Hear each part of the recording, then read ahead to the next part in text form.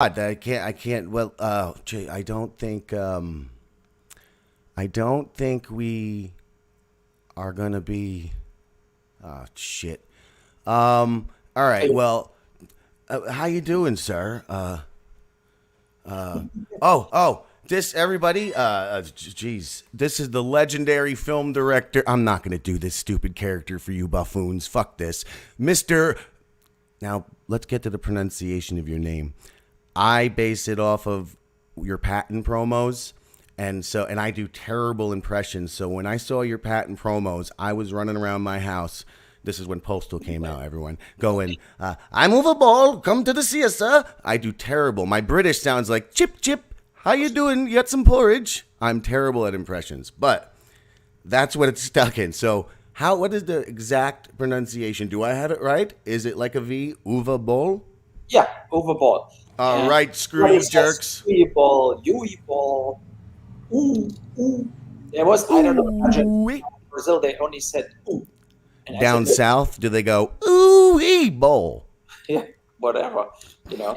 But look, whatever it is, as long as they say ball, then my last name is there. And look, I put my Batman shirt on extra for you. I almost wore mine. That would have been unfortunate for us. One of us had to change. But this shirt is 35 years old. I bought 35 or 25? 35 years. So Wow. it was. I mean, the logo is way longer. It's not based on the films, and it's a real original. So I never washed it. I stink like crazy right now. That was my next question. You must have washed it thrice to keep that integrity. Special occasions, basically, you know. So yeah, yeah. So we Can have a Sunday evening in Germany, Sunday lunchtime in the East Coast. So brunchish. brunches, yeah, yeah. I ate already. I ate meatball pasta. I made it myself. I'm all alone with my son at home. My wife went to Canada with her daughter. Not the daughter lives in Canada, so that is reason she went to Canada. And now I'm here to Now cook. you're are you a good cook, or do Yeah, you I can really cook. wish she was home? No, I can cook, but I don't like the work. You know, so now every morning my son has to go to school, and you have to do the lunch package and drive him to school and everything. So I cannot focus on my main stuff, like promoting First Shift right now.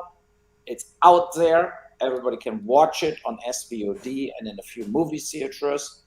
And I hope everybody who's listening to us will go on Amazon or whatever Apple and watches it. And we do a Postal crowdfunding parallel at the same time because we want to do finally Postal 2. I think the world went so crazy, it's time to do it. But I'm actually amazed that you watched the patent videos with Vern Troyer and me and so on. That Watched, sir, I lived them for that entire like you don't understand. They were the greatest things I had ever seen because they were speaking truth. As much as it was, I understand it was a joke and a parody and a promotional thing, but there was so much truth in that rage against the Hollywood machine. yes, I felt. yeah, yeah. I mean, when I remember Postal in general, um, not as General Patton, but in general. So it's this kind of like Should put a patent on that yeah, joke. uh, I'm still amazed that all that actors played in that film. That at that point it shows like 15 years ago, basically J.K. Simmons, Seymour Cassell, all that people gave a shit about like political correctness, and they went for it. And the agents and managers and their advisors didn't pull them back. They said, "Let's do it," and that was a good time in film history, basically. I think these times are over.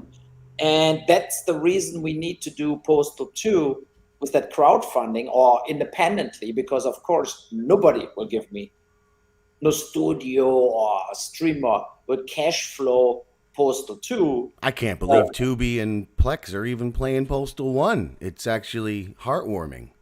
Yeah, it's good that they finally do it. It took a long time till the streamers, now it's on Amazon Prime in Germany and so on. The streamers took a long time before they accepted Postal turned into a cult film, and it's actually a comedy and not like it's a satire, but it's also they, for years and years they didn't play it, and no cable channel ever played it, no network ever played it. So at least now on Tubi and so on, it's on, what is very good. And I think everybody should watch it and then decide, do I want to be part of Postal 2? And is it not time to do Postal 2? I think a lot of things in Postal 1 were kind of predicting how crazy it gets. And then it got really crazy on this planet. Like right now, basically, it's just like insanity pure. That was way before Trump got president and where Postal was already done. And we had Bin Laden and Bush being the best buddies. Yeah, that ending, I won't spoil it for those who, this many years later, shame on you, haven't seen it. But that ending, literally, it brought a tear to my eye. Has anyone told you that the ending of Postal brought a tear to their eye? Because it fucking did. That is crazy. Nobody ever told me that. How could it not? Were you not going for an ultimate truth in that moment of that hand in hand and the song? And that was one of the realest things media was telling us in that moment in time. No, I agree. Somewhere over the rainbow they play the music, right? I mean, in Postal, there's two scenes, right? Where he's making the big speech where everybody wants to shoot him at the trailer park, where he says truth, right? So where he basically says, like, should we not like all live together, work together, and not like hate each other and don't kill each other? And we did that big, powerful music. And I think that was a great scene. That is always makes me sentimental when I watch the film, because in a German movie theater, it was played like 4 weeks ago. And I went there and people had a blast, but at that scene, you felt a little emotions in the audience, and it's true what he says, right? And then that, of course, Mohammed says, shoot him, and everybody follows him, and they want to just shoot him. And I think that's the good thing, that I don't like bend over to sentimental things in Postal in a way. And I think the end is this kind of like, similar to in the situation where, I mean, I don't hope we escalate the whole Ukraine-Russia war, but the reality is that in Postal, the prediction in the end is that by accident, we kill each other. That at one point we will have like, AI took over the nuclear code and is basically doing whatever the fuck they want. Like this kind of hell 2001 situation. So I see various options for nuclear war and destroying of the earth based on human failure, like based on just people have too big of an ego and presidents are too old. They don't really care anymore if it continues, like stuff like this happens all the time. And this is why Ray Kurzweil, I don't know if you're aware of him, Age of Spiritual Machines, the singularity is near. He posed that we'll never reach the singularity or this technological epoch because of exactly what you just said. Our arrogance, our hubris, it will be our downfall. We'll destroy ourselves. It's just the way we are.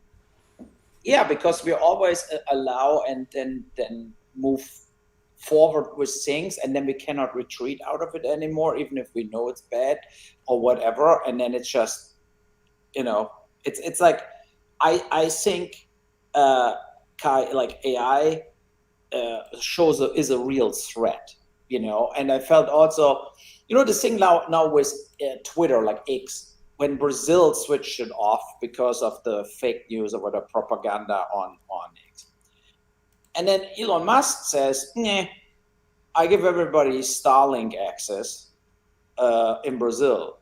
So he can override with his own technology a government decision. To say crystal clear, I'm totally against censorship, and otherwise I would not do a Postal film. So I'm not pro-Brazil switches X off. But it's also kind of crazy that an individual person can hold the power owning personally 60% of the satellites and the internet. That he can make Ukraine dark, or it's the thing. It's insane, especially if we know Elon Musk is not a stable person. He's doing crazy shit in between, and he's doing genius stuff in between, but he's also doing crazy shit in between. So, and I don't feel good that somebody can just say, yeah, we switched it all off, or I support now the North Korean leader and I feed him information nobody has. I mean, no individual human should have that power. And but all of this, I think, is exactly what you just said. It's like we will go under based on an accident where everybody says, oh, we want to pull back, but the other people don't get the information, and so on and so on. And then it's just like, one wrong thing that Putin get the info. The nuclear bombs are already on the way. And they cannot unverify, or vice versa, right? The Americans think like, what the fuck, the nuclear bomb's coming. So, and nobody can like get to the truth, and they have only 5 minutes to answer. So they pull the trigger, and then it actually happens, So that's the thing. That's the crazy thing. What can happen? Yeah, I agree, and it also leads to interesting things because the ideology behind Postal is one I 100% shared, and I still think I share. Yet we've reached a time where we've become so divided. And for instance, even our opinions, I agree with you with what you're saying. Elon Musk does some great things, does some crazy things. Some people, though, think Elon Musk is a complete villain or a complete hero. And it's just strange how, for instance, Dave Foley could be a good example of what I'm trying to say. Many would argue he's gone very woke, yet I don't feel he would disavow his work in Postal and what Postal was about at this point in time. So that's where I find it's so interesting. Like, what has happened to us? Where have we gone to where at any moment, even you and I right now could become on total opposite ends of an ideology? Yet we were so pinpoint at that moment. And I don't know. It's so weird. I feel like our core ideologies are all still the same, yet somehow we are now programmed to view each other differently at trigger words. Yeah, and I mean, did that make sense? I know that was. No, it makes sense. I smoke a lot of the reefer, Mr. Bull. I know, but I have to maybe put it in other words. Please. I think, for example, the internet and what we're doing here right now, I think it's the biggest freedom, and it's great to have that, to communicate with everybody, and to talk with everybody, and to have alternative communication possibilities. Because think about it, otherwise you and me would never be on NBC or ABC because they would just not fucking invite us. And so you have Jimmy Kimmel and everybody inviting Ryan Reynolds up and down and all that stars, his personal buddies, Matt Damon, Ben Affleck, whatever. So, and the world would know only this kind of celebrities. There would be no other celebrities, no internet personalities, no influencers. A lot of sports stuff would never get shown because it doesn't have a TV deal. So I think the internet is a huge freedom kind of thing. And as I said, I'm against censorship. So, but also, of course, the overuse of internet, look at my kids, look at like shit like this. It's like, of course, definitely holding, especially kids up from reading books, from, like when I was bored, when I was a kid, there was just nothing. So I had to read books, comic books or any books. Or explore the world around you, Yes, or walking out, like out of the house on the street and find other people to play with. And all that stuff now, it's kind of over. They waking up on the cell phone and they watch only short videos. They barely can watch a whole film.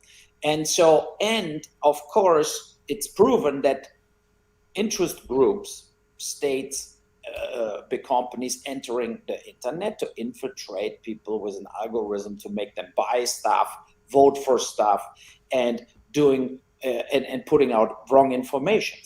So and so I'm political very much in the middle, between all that extremes, and I think where the censorship in the internet should start with, or not, I'm not talking about censorship, but I talk about you cannot give a huge platform absolutely made up scientific absurd bullshit. And that is what I mean. It's like when you say Donald Trump just died, as an example, right? It's a wrong information, and that has to get stopped. It cannot get traction, and the whole world thinks he just died. That's a fake news. That's a fake information. Is it fake news? As an example, whatever, take the Russian-Ukraine war. Had Putin no reason to attack Russia, right? It's an opinion. That is an opinion. You can say he should never attack Ukraine, 100%. But did he have no reason, as the mass media is teaching the world the whole time? That's also kind of bullshit, because with no reason, nobody's doing anything. So he had a reason, but maybe his reason is not good for us. Maybe the reason for him why he actually did it is for us unacceptable, and we think like, fuck that, why he's doing it, right? So, and that's the thing. That is where I feel like what happened now with that woke cancel culture atmosphere is that a lot of things, they actually from the left is more censorship existent, as more things they want to disallow, more things they want to stop, more things they sue people for, as from the right. They don't want things out there who are not like reflecting their way of life. Yeah, and I hate.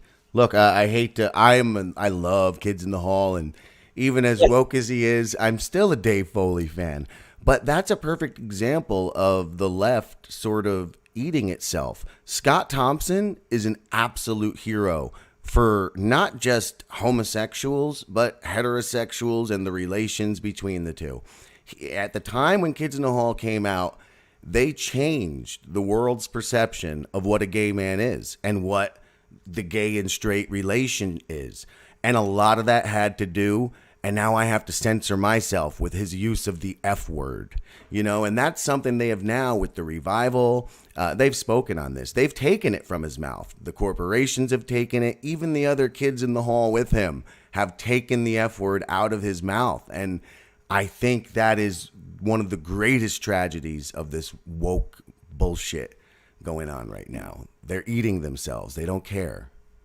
No, and they also policing everybody in regards of the gender and all that stuff, where just let do whoever wants to talk about his opinion, they should be free to do it. If if you think, if you're like a member of the LGBTQ community, that it's good that you yell around free Palestine, and you're totally pro Hamas for whatever reason, if you want to do it, but it's visibly bullshit, right? So so you have to also accept that other people say, no, you're totally wrong. Like, you're doing a horrible, horrible mistake. You can, of course, criticize Israel and what they're doing in Gaza, but it has nothing to do with that you think Islamic people like you. They would all kill you. There is no pride parade at the Gaza Strip, right? So, it's on the rooftop. They have a rooftop dance party, and then and that's the thing where I feel like, if you cannot see the forest because there's so many trees, then it's this kind of like where adults should come in the room and not like put fuel in the fire, and having this kind of what went totally off the charts in Europe and in the US in the universities, and it was even supported by professors and all kinds of stuff, only because they hate Israel so much. But the one point has nothing to do with the other. That's the problem. It's like if you don't like what Israel is doing, that's not the reason to think that you have to dock on the Hamas or Hezbollah or Iranians or any kind of fundamental Islamic state who would destroy you, kill you, torture you, no woman rights, no gays have to die, shit like this. I mean, how can you like basically enjoy your freedom in the West and then at the same time promote this, that is the good way of living? It's insane. But that is what I mean. That is of course, the whole Gaza thing is a result out of an internet campaign.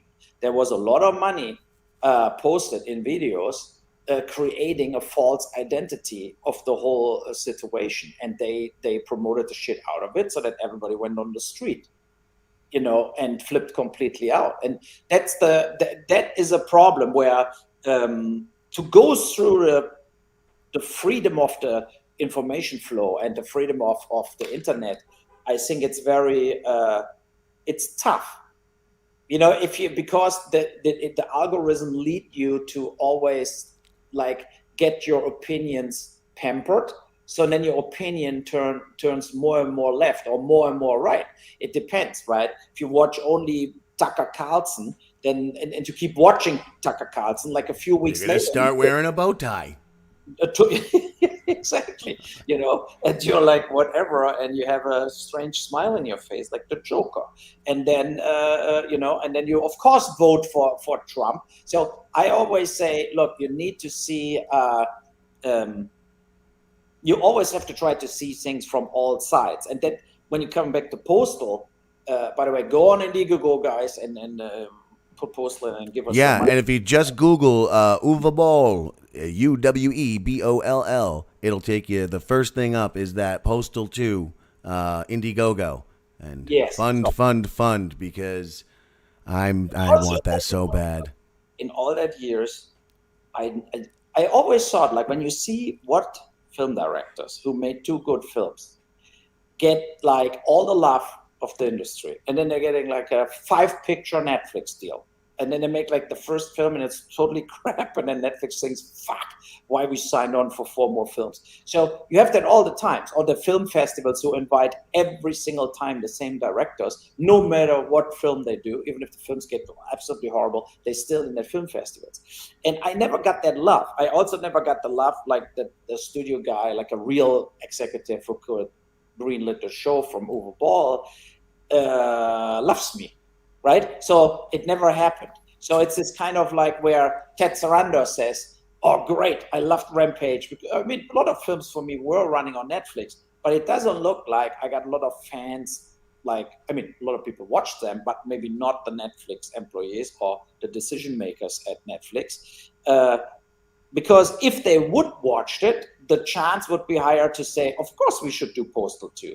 I mean, to be honest, like if Netflix would buy today Postal 1 and would put it up under new releases, I bet we would be in the top 5 within a week. Abso-fucking-lutely.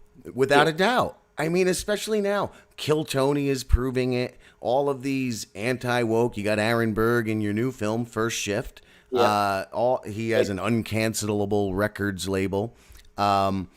All of these things are proving the marketplace is still there. Even Louis C.K. and his comeback and his whatever he did with the streaming it on his own.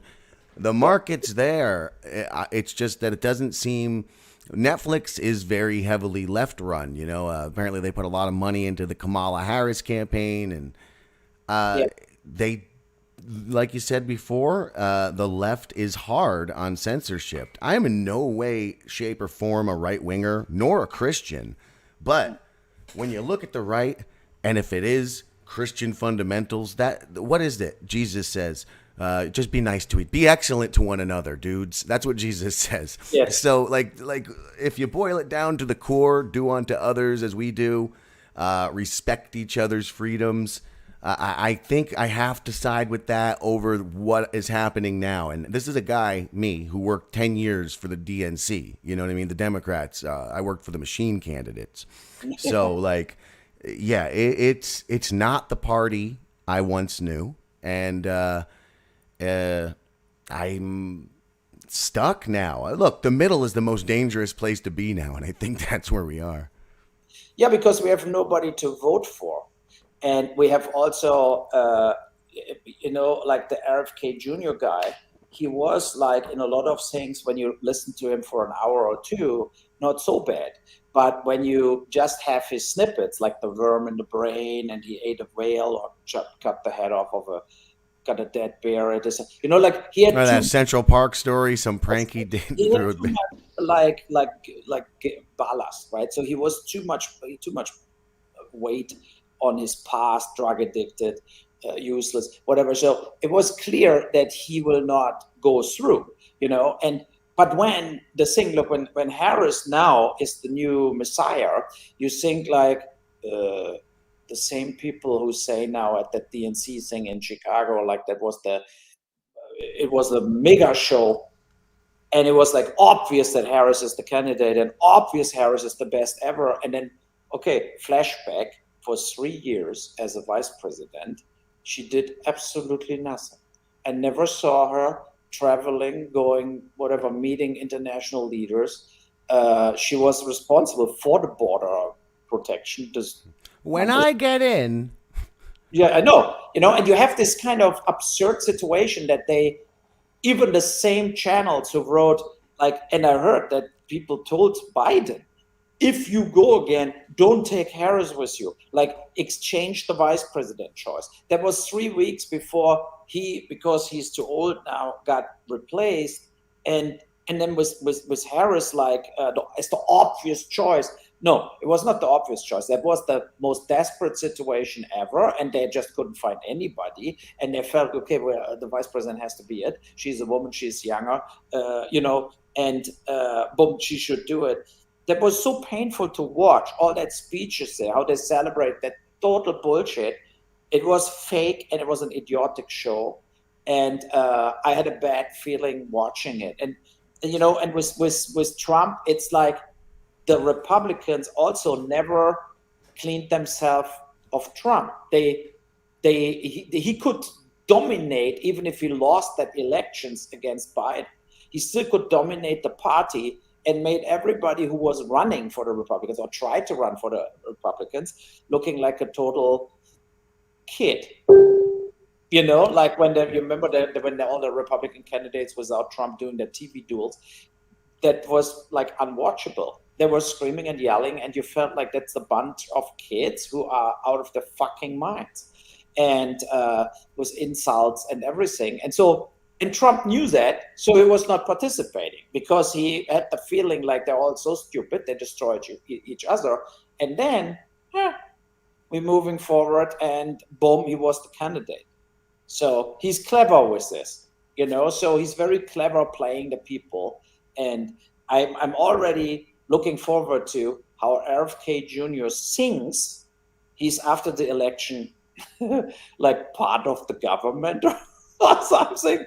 And then he will be like completely like, Trump will delete his number the day he's elected. He will do absolutely nothing. He will like completely, like, he did that so many times, right? That people supported him. And then he's like, fuck you, boy. So you did your duty. Yeah, only hope for people who like RFK is that he has made such a name for himself that this time it'll be unavoidable. But it's interesting because it's certainly a game being played against us on both ends. That's what I see. Yet I think their game's kind of backfiring, and it makes me support things like Swifties for Trump. You know how like Kamala brings in all the Taylor Swift audience, tries to get them. And then half of these kids, they start saying, no, we see through you. And now they're suddenly Swifties for Trump. And it's like, I feel this is not a part of their plan, that he is becoming more of a hero than they wanted. You know what I mean? Like, because he's starting to represent, because like a lot of these kids, they're into that Keck stuff and all that weird meme culture. So they just like symbols. They don't care what Trump means. You know what I mean? They just know that suddenly somebody said, don't Trump. So now I am going to Trump. And it becomes that. It becomes a meme. And I think that's where this whole plan on both sides is backfiring with stuff like Swifties for Trump. It's starting to be free, He's starting to become the sunglasses and They Live. And I don't think that's what they wanted. I think they wanted this whole thing to cause division, but but there is some unity that's starting to happen. Yeah, because people are tired of the mind control of the left, and they're tired of this kind of look. The funniest thing with Trump is when they always say he's so the stuff he's talking is just like out of his ass and he has no clue to whatever, right? And they always make it like the Nancy Pelosi's of this world, whatever, how complicated politics are. And then the fact is that a lot of things Trump did, like out of his ass, were better politics as Obama did or Clinton did. For example, there was no war in the Middle East with him. He said from the beginning on, I mean, and look at the Afghanistan disaster, right? So he said, why we're still in Afghanistan? Bin Laden is dead. I mean, he will be in Postal too, but he's dead, you know? And then you are like, why we went to Afghanistan? There were also German troops and everybody. And after 20 years, like, what the fuck? You know, like, and then the Taliban needed like 6 hours to take the country back. That shows there was no democracy. There was no Afghanistan army. There was no like freedom fighters, because otherwise you would have a civil war, but not like the Taliban driving into Kabul and everybody is like, okay, back to the Taliban after 20 years. So it's insane. And that shows that we should not interfere with the politics inside other countries. You know, if they want to live like this, if Afghanistan wants to be free and have McDonald's everywhere and people with bikinis at the beach, it will come from within. It will happen. You know, it's the same with China. We have to work with China. They're too big. They have a lot of money. They have to buy our products. We have to buy their products. So we have to get along with China, but we should not teach them the whole time how they should rule their country, what is like way older as all the other countries. And, you know, it's like some people live in dictatorships, in communism, in whatever. And if they will get out of it themselves without the Arab Spring made by Hillary Clinton and the CIA, you know, because the Arab Spring led to a total fucking disaster in the Middle East. Like there is nothing good what came out of killing Gaddafi, getting Mubarak in jail in Egypt. Since then, we have millions of migrants into Europe, civil war everywhere. The IS, the Islamic State, got bigger. You know, civil war everywhere. That was the result of Hillary Clinton, Obama, and their policies. You know, so that's the thing. And that means not that, I mean, that are just facts. And if you cannot take the facts, then, you know, like that's the problem. And I think Trump sees this stuff. And I'm also very much looking forward that he will actively try to finish the Ukraine-Russia war, you know, and it's that he wants to finish it. He doesn't want that they continue to kill each other, burning hundreds of billions of bucks. And especially for me living in Germany, we're very close to Ukraine, right? So we have it's very close to our country. After Ukraine is only Poland, and then comes Germany. And it's this kind of like, I don't want a war, you know, and I don't want to go that risk that war escalates, because we delivering weapons to the Ukraine the whole time and money. The US is the biggest supporter. Germany is the second biggest supporter on earth of the Ukraine with weapons and money. And I want to support the Ukraine, but I want to support the Ukraine in a way that we get over it and that we come to a peace with Russia. You know? Yeah, I mean... but you know who doesn't want peace?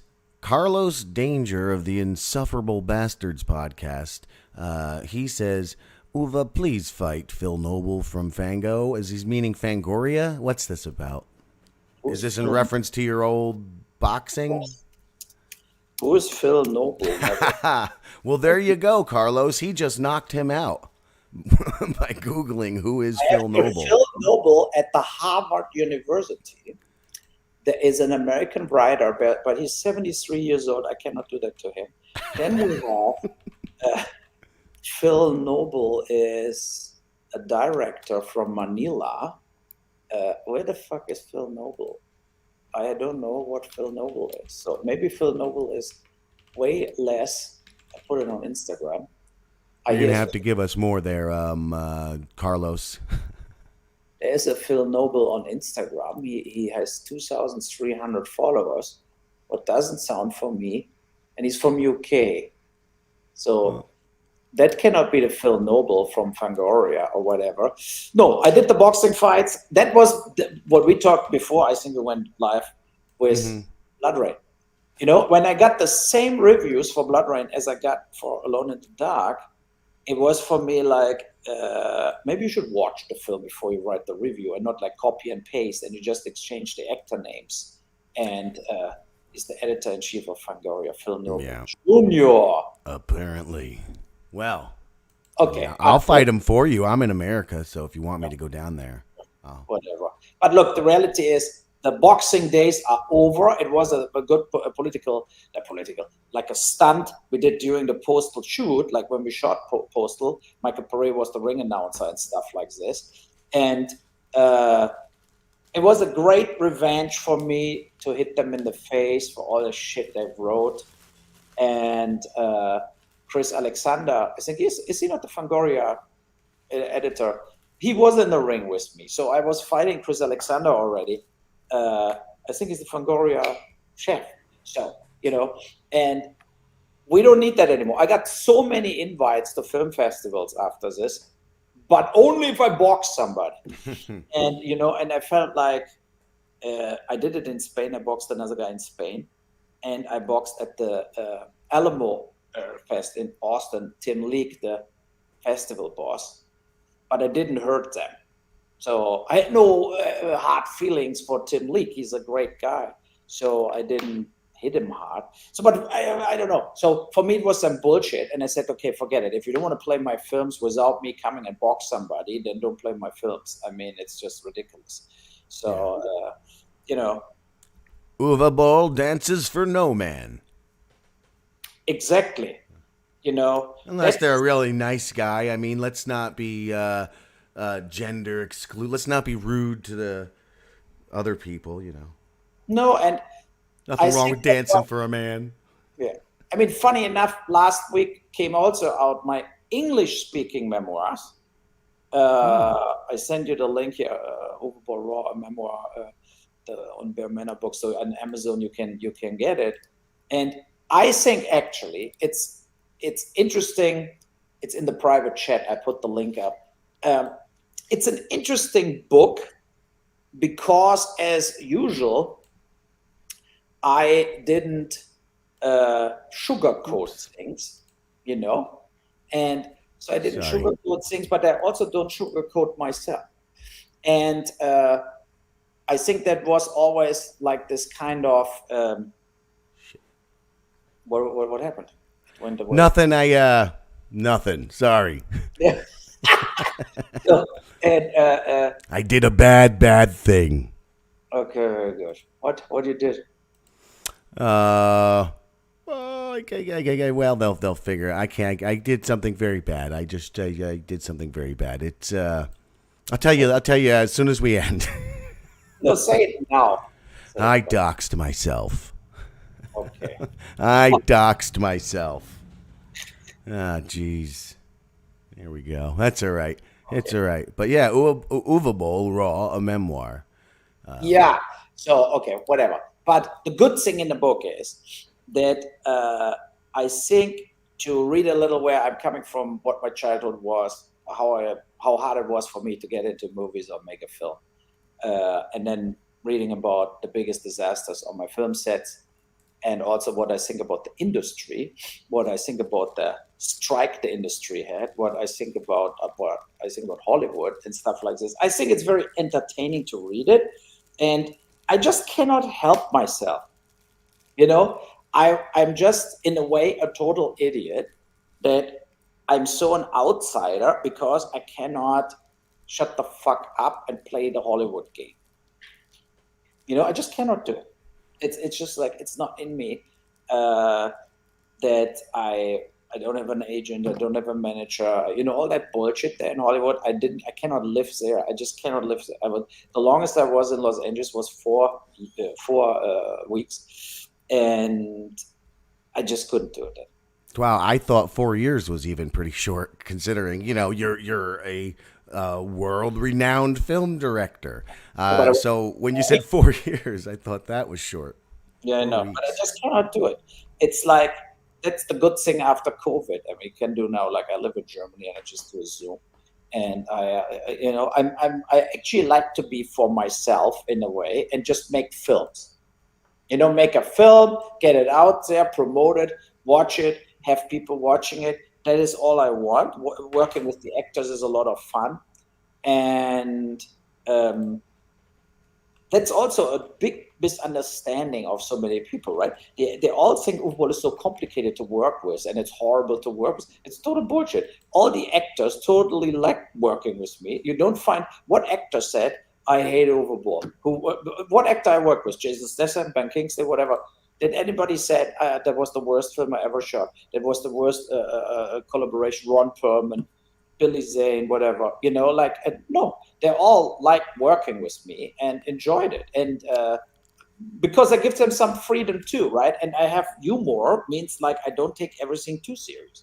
So it's, I take it serious to make a film, but I don't take it too serious. Like it has to be dead silence. I heard from Quentin Tarantino when he did Inglourious Bastards in Berlin, everybody had to give the phone away.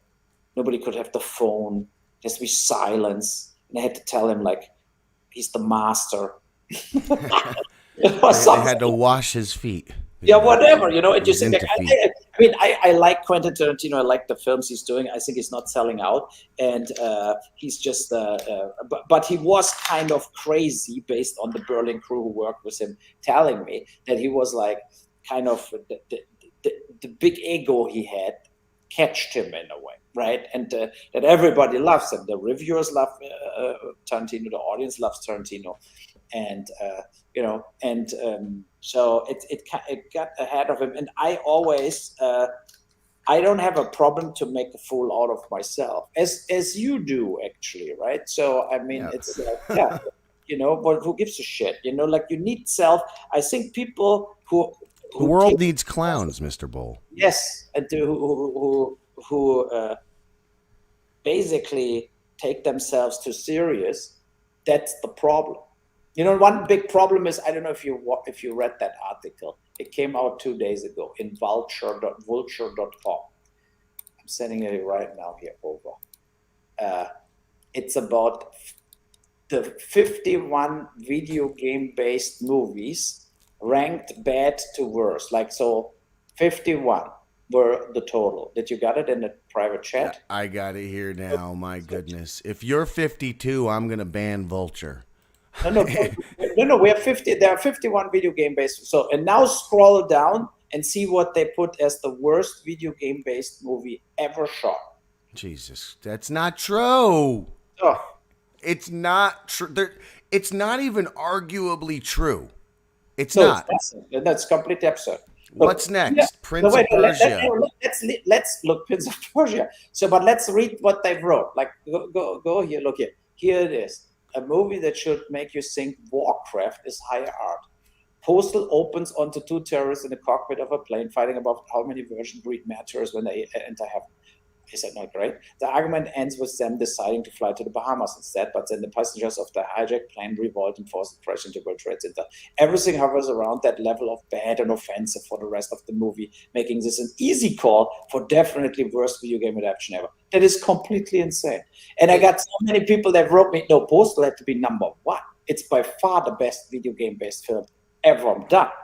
It's so absurd. So it absolutely is. It is. Can I just say this? And you, without you saying it, because look, as a viewer's interpretation of that opening scene, that wasn't crass and crude. It was fucking hilarious, as things horrible should be. It opens us up to understand things better when we can look at them with light instead of fear and panic. So number one, there's that, but there's also the commentary on the absurdity of the logic with this indoctrination of these terrorists and how deep down we all just want to go to the Bahamas. We don't want to die.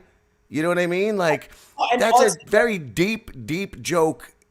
And honestly, it was another one that brought a tear to my eye. I don't know if that's what you meant there, but That's what I perceived. I remember so Postal was the opening film at the New Jersey Film Fest. And the mayor was supposed to come and do a speech. And he didn't came because of Postal, because of the opening scene. And then I went on stage and I said, it's not an insult against the victims of September 11th. You get it completely wrong. Postal makes a joke out of the absurdity to die for an idea, to die for somebody tells you get 100 virgins, right? So, I mean, how fucking stupid you can be. And that shows education is the most important stuff in life, right? So, and I'm an atheist like you know, like I'm fact driven, and we have to get away from that hoax, from the bullshit that there are ghosts and like whatever, like God who is a human, whatever, and doing whatever. You know, it's all bullshit. It's human made. The Bible, all that stuff is written by humans, and it's a great storybook. And as you said, it's like what Jesus in a way preached some. Not in between the lines and in the lines, where he said, like, look, be good to each other. You know, that is in the Bible rare.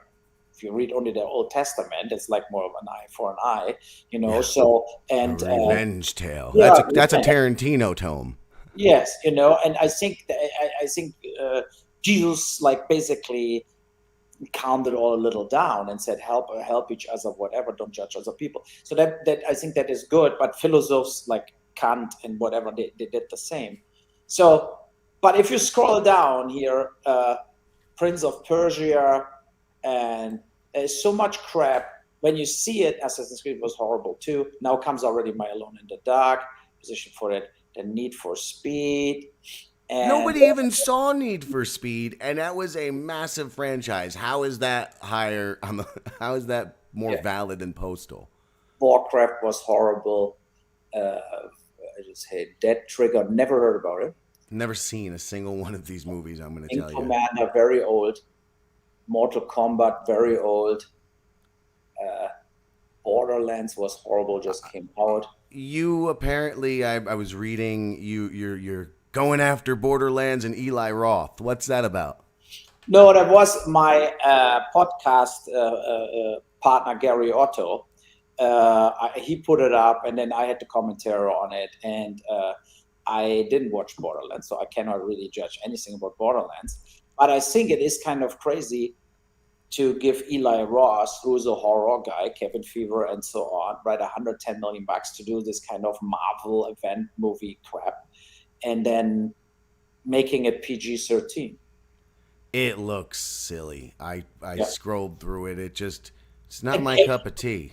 No, and Kevin Hart, I mean, he plays in everything. It's just like Kate Blanchett. They're all playing everything.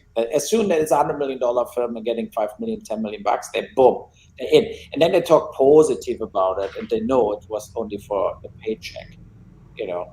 So yeah, 42. It lists very low. Then Street Fighter. Look, in that list, actually, my other films are higher up as they were on the IMDb stuff, because they're still coming up. There's still Bloodrayne coming and so on. Oh, boy. Hey, well, look, man, that is an accomplishment in and of itself. That shows a body of work. Because like they say, they love you or they hate you. A true artist is polarizing. Yeah, you know. Hitman. I didn't like that. I had Jason Statham ready to play Hitman, and they didn't give me the film. Really? See, now that would have gone on to be like cult status. Yes. Uncharted. Now, okay, this one I've seen, Silent Hill. That wasn't bad. No, but you watched the Revelation, or you watched the other Silent Hill? Okay, the first one wasn't bad. I don't really remember the second one. The first Silent Hill was good. I really liked it. Another Hitman film.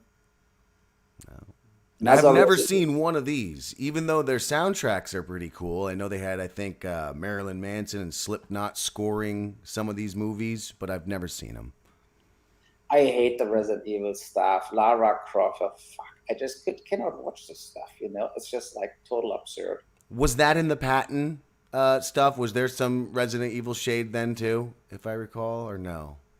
I don't know, but Lara Croft, we did that Indiana I do Jones. remember you saying something. You saw Vern Troyer as Indiana Jones, right? With the Yeah. whip. Like, Yeah, of course. Press F for Mr. Troyer, everybody out there. That's the internet. I don't know if you're aware that's the internet's version of R.I.P. okay, he's dead. Yeah. Everybody who works with me dies shortly after. That's the bad thing. No, I hate to say, I've always been afraid to watch Vern Troyer's sex tape because in case his wiener's bigger than mine. it would be actually really funny.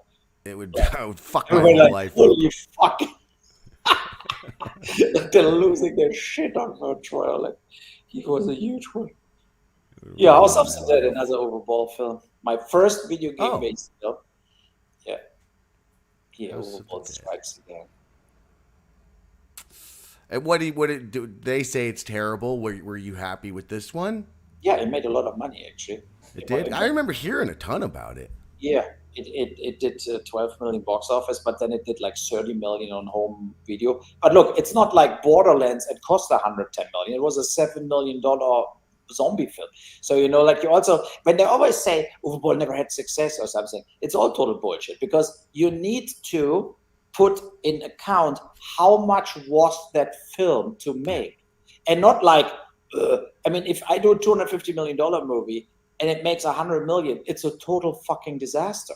You know, if you make a $7 million movie and it makes like 13 million in the box office, it's not a disaster at all. No, you know, that's the thing. What all that idiots, like all that real film critics, don't get in their brain. It's like they are not like accounting right.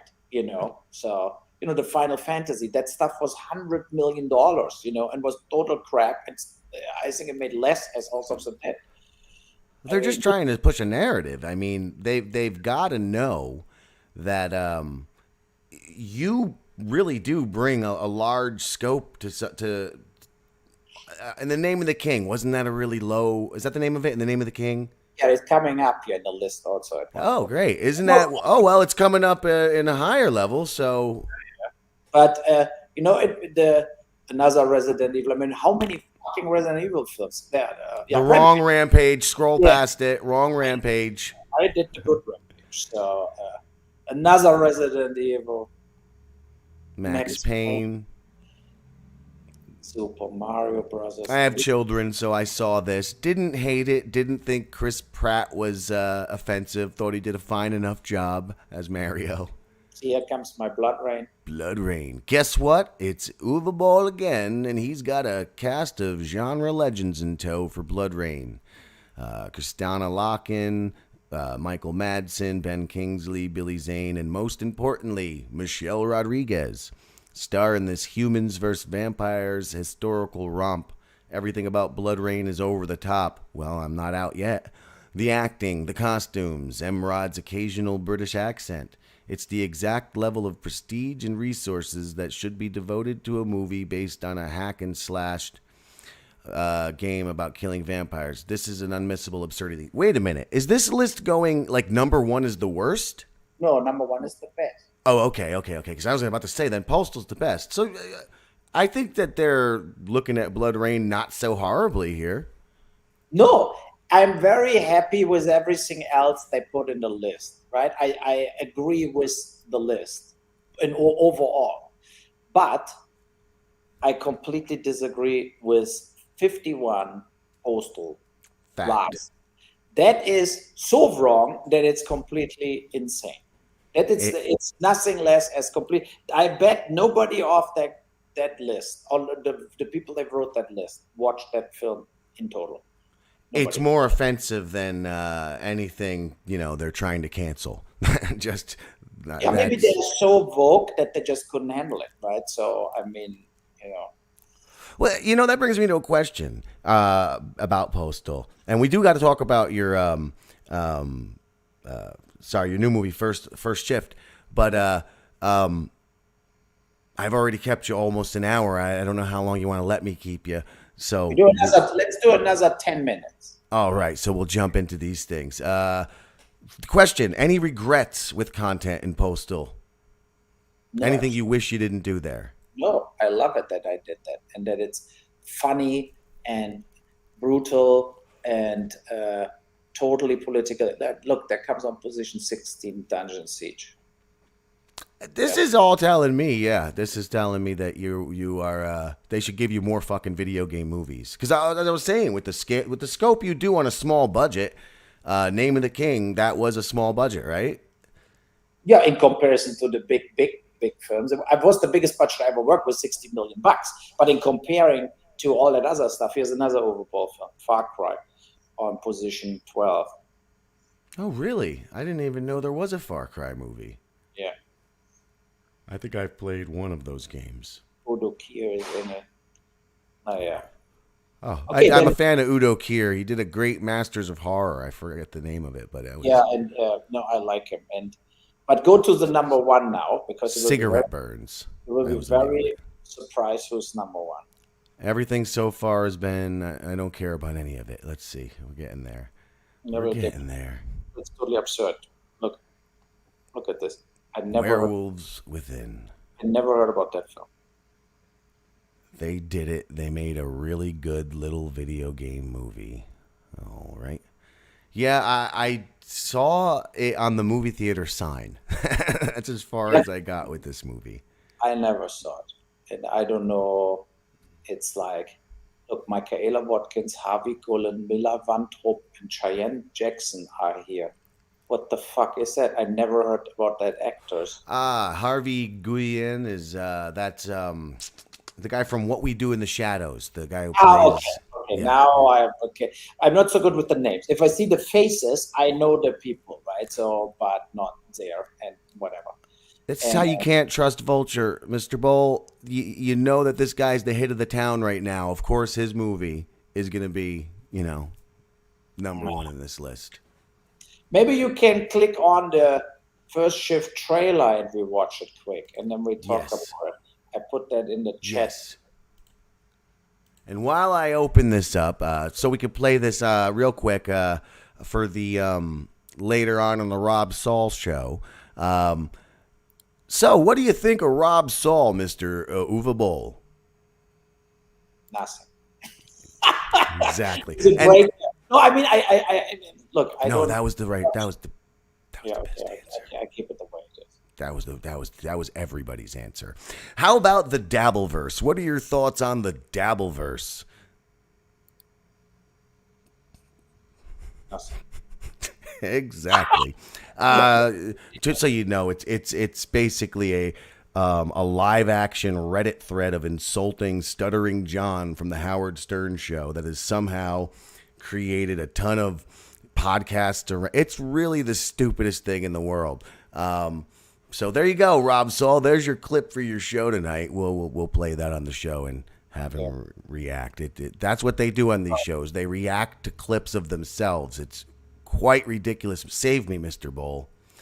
So Rob Saul, if you get us funded the Indiegogo campaign, you only have to call Howard Stern. He can actually finance the whole film Postal 2 and stars in it. Howard Stern would be actually good in Postal 2. Yeah, definitely. You must fund this. I need to see this movie. And also, you know what? I'd be an idiot right before we play this thing. Mr. Boll, I'd be an idiot. Here we go. I want to audition for the villain in Postal 2. Are you ready? Okay, do it. Postal dude.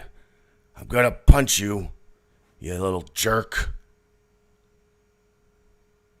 Yeah, so that's the problem now, right? So, but the good news is, for $50,000, you can buy your way into Postal 2. And then But can't I just read like a monologue from Heather's instead? That's a lot of money. I think you should actually play it exactly the way you just did it right now, and then that could be actually working as a comedy. You remember the guy in the wheelchair on Postal? Yeah. Where they climb over the head and he feeds him in the garage through a tube. I think about in that direction we can work together. I think I see what you mean. Yeah, all right. Well, definitely fund that movie, folks. If you want to see your boy Jim Grindle eating from a tube. But wait, before we watch the First Shift trailer, yes, sir. I just have a genius idea for Postal 2 action. Because Chris Spencer, the black cop, blowed up, right? means Harry is still in the garage years and years later. So we need in Postal 2 the story of Harry, how he saved himself in the wheelchair, wheeled himself out, and survived. It will be definitely part of Postal 2. We have to finish Harry's story. Will there be like some sort of MacGyver type rigging with the tube to like suck up bugs or something at some point? Maybe. I don't know, but he had For protein. He had to get out of the garage, and he maybe made it. I survived too, Uwe Boll, because I got only shot in the balls, right? I'm just like now like castrated in a way, but I still could rebuild Little Germany. You know, maybe you got a lot of money from having like a soprano, false. What is it? Who are the ones who sing like this? You got like some big singing career, and that's how you got funded to do that. Yeah, now I'm an opera singer. Yeah, I do the woman's voices. Please, Mr. Boll, do not go Joker, faux, do whatever the hell that seek. Please do not make Postal 2 a musical. I beg you. I beg you. No, I'm not doing it. I hate musicals. I hate theater and opera too. I'm sorry. Although Postal 2 as an opera, a straight opera, wouldn't be so horrible. It wouldn't be the worst thing in the world. Is all I'm saying. I don't want it, but critical acclaim. I don't want it, but all right. So let's play the first shift trailer. Yes, sir. First Shift, starring Aaron Berg and only Aaron Berg. Here we go. But he's in the trailer. He is. All right now, so another day in paradise awaits us. Before you hit the streets, I'd like to introduce our newest team members. Rusa, meet your new partner. It's my first day on the job, and I cannot wait. She's taking a selfie. She needs someone like you, and you need someone like her. Is this a precinct or a dating app? Nice catch. Okay, this is really weird. I mean, I thought this is when we were supposed to be getting to know each other. Bonding, like getting tight. Oh my... What about you? I don't like people. Shut up! You piece! Take it easy. No woman, no cry. No guns, no problems. Hello. I'm from New York. Don't do that. I saw the top of his head. Do? How about chop off a thumb? What the hell was that? Wise guy, huh?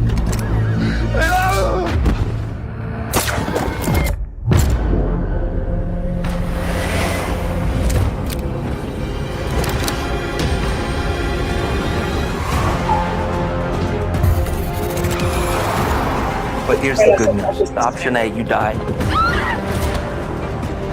Cheers. This is a big night. The city is my future.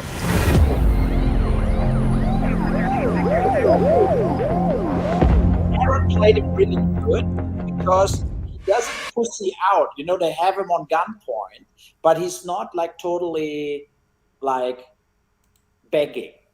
Right, so he stayed strong and tried to psychologically, basically infiltrate them not to shoot him.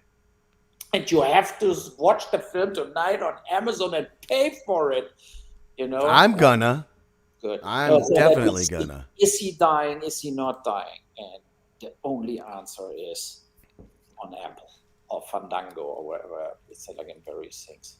Look, why is that here? Why is he making this noise here? I think it means he likes it. I think it means he likes it. He's a weird guy. He likes a lot of weird things. Let's not get into that. But I think he likes this. He likes I liked that trailer a lot, actually. It doesn't. And look, were you like saying, "Oh, you want to insult my directing? Fuck you," because this looks, and I've been reading a lot of Reddit comments too. People are agreeing the cinematography, the filming of it's pretty fantastic. They say you've got a real pan and sweep thing going on that captures the intimacy of the city, and that it's just stunning direction. so that makes me very happy because I'm not really on Reddit. I was on Reddit with my ridiculous film reviews, but I wrote them myself.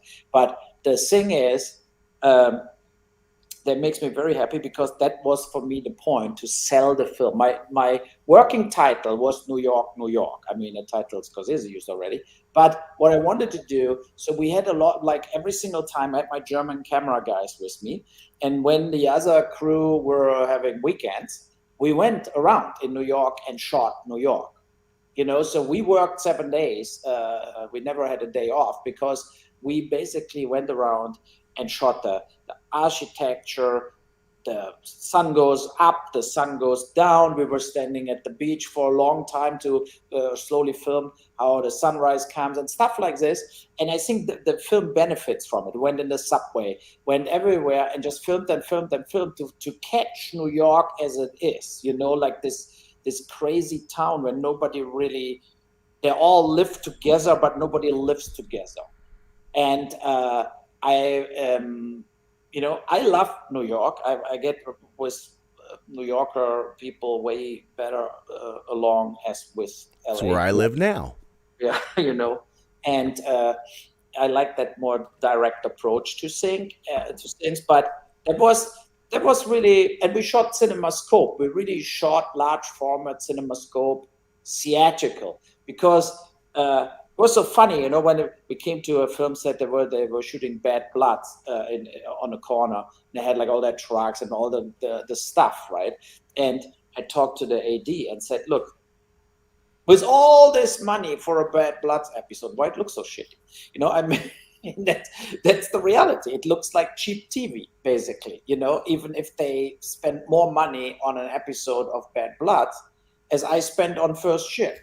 And I think it's a general decision what taste is, what you like. What I always like a theatrical feeling to a film or also to a TV series.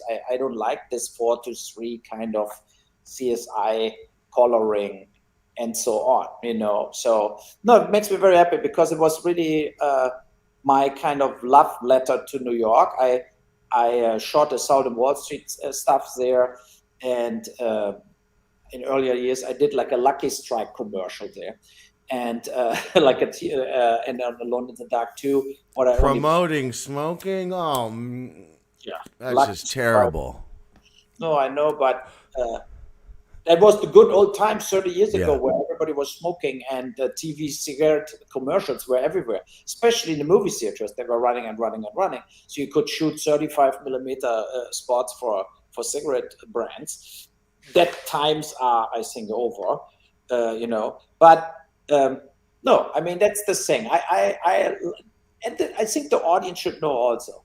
In today's time, without Blockbuster, without really DVD or Blu-rays and rental of stuff, like that Amazon and Apple, whatever, is the only way for a filmmaker to make money back.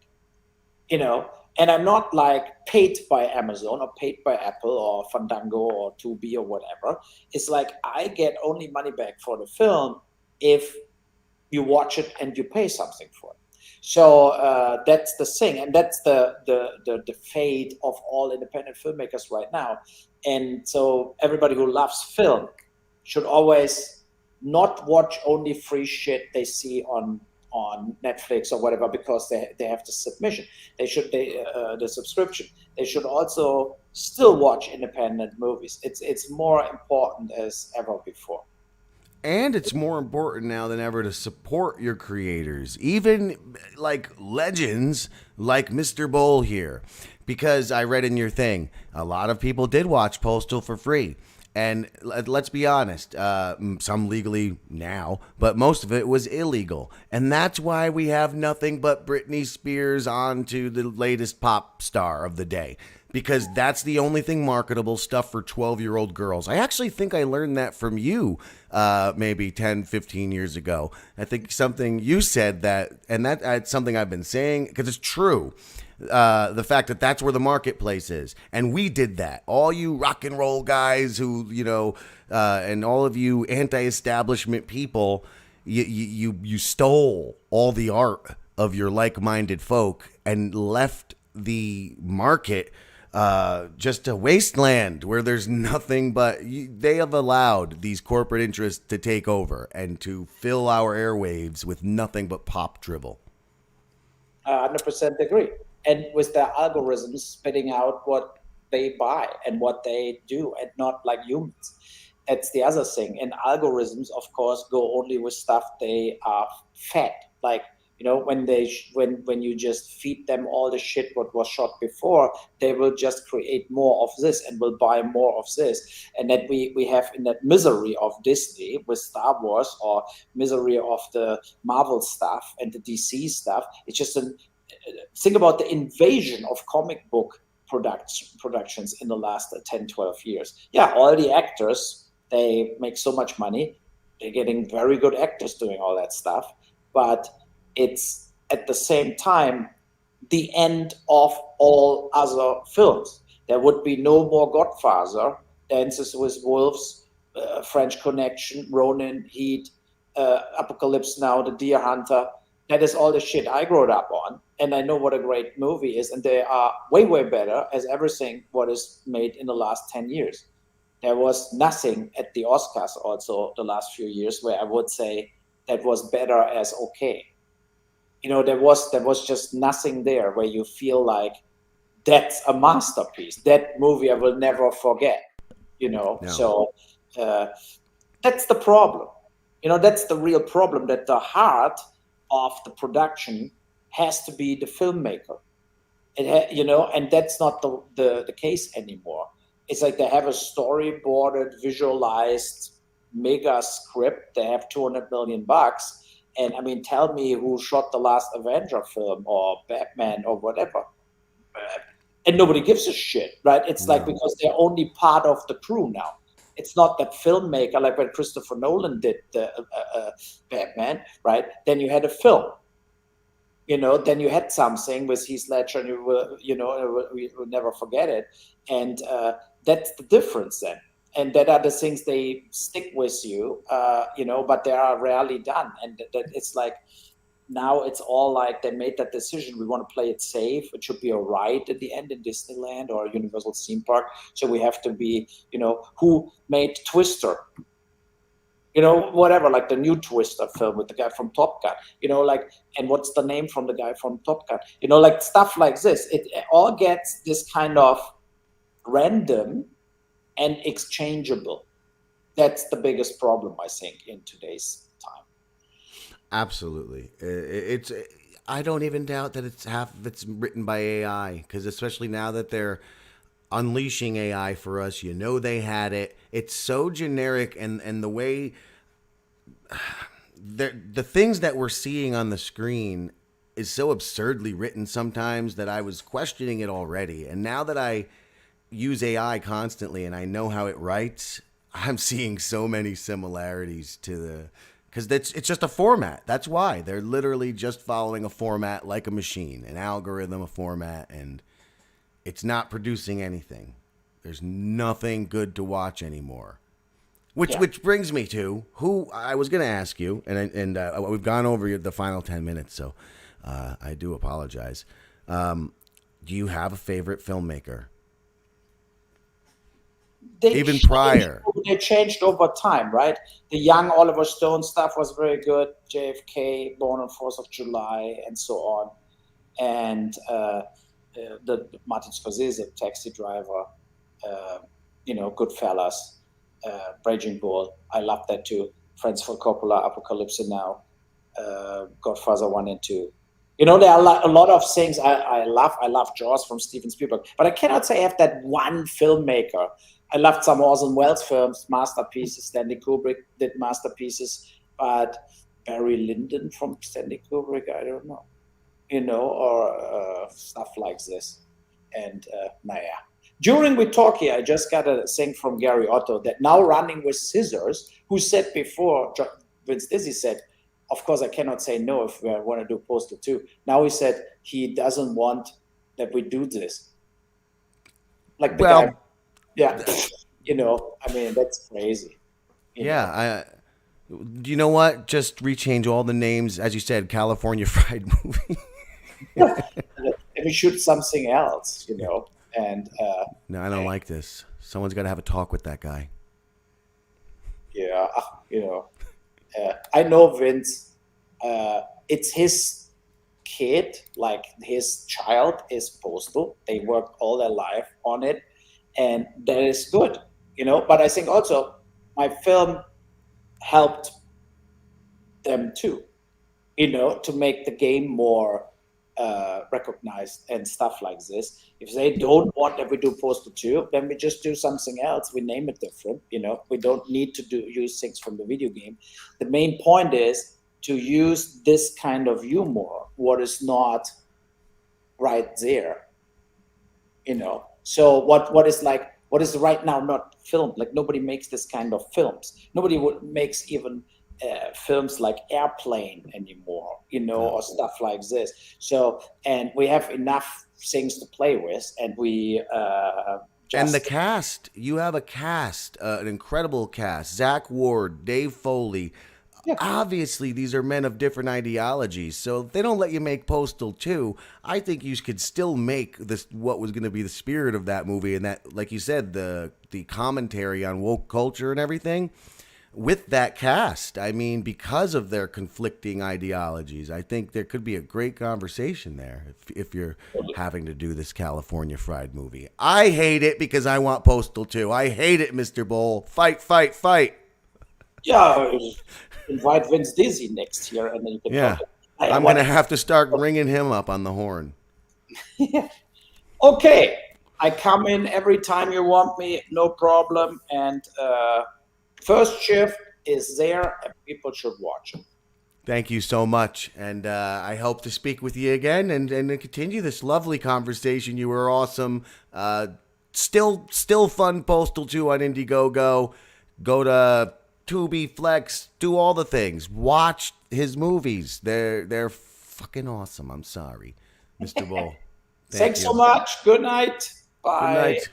Bye-bye. Bye.